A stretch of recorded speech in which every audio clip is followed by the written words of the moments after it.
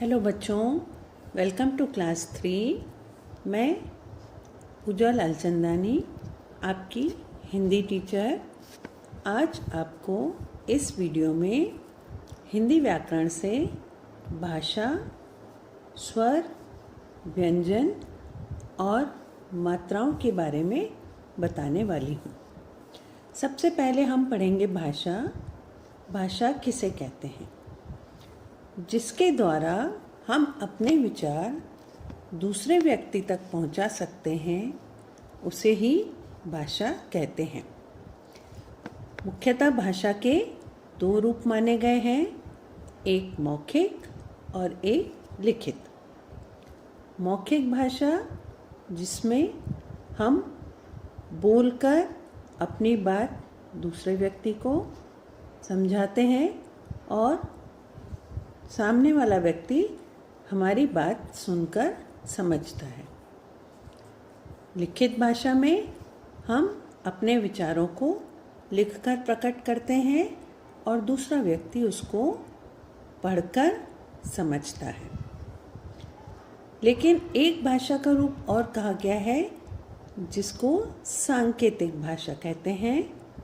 और सांकेतिक भाषा वह होती है जिसको हम संकेत के द्वारा समझाते हैं, अर्थात हम अपनी किसी बात को न बोलकर न लिखकर बल्कि इशारों के द्वारा कहते हैं।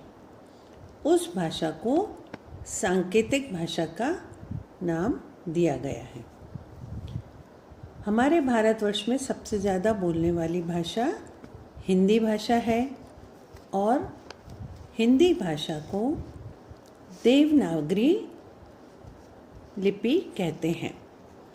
भाषा को लिखने के लिए जिन संकेतों का प्रयोग होता है उसको लिपि कहते हैं और हमारी हिंदी भाषा की जो लिपि कहलाती है वह देवनागरी लिपि कहलाती है। तो इस तरह भाषा में हम अपनी बात, अपने विचार, अपने मन के भाव दूसरे व्यक्ति तक बोलकर और लिखकर समझाते हैं। बच्चों, अब हम वर्ण और स्वरों के बारे में जानेंगे। वर्ण भाषा की सबसे छोटी इकाई होती है। वर्णों से ही शब्द बनते हैं और फिर शब्दों से वाक्य। वर्णों के सही क्रम को हम वर्णमाला कहते हैं। स्वर हमारे जो होते हैं अ, आ, ई, इन्हें स्वर कहते हैं और क, ख, ग से लेकर श, श, स, ह, छ, त्र, ज्ञ तक वर्णमाला कहलाती है। प्रत्येक स्वर का एक निश्चित चिन्ह होता है बच्चों, जिसको हम मात्रा कहते हैं।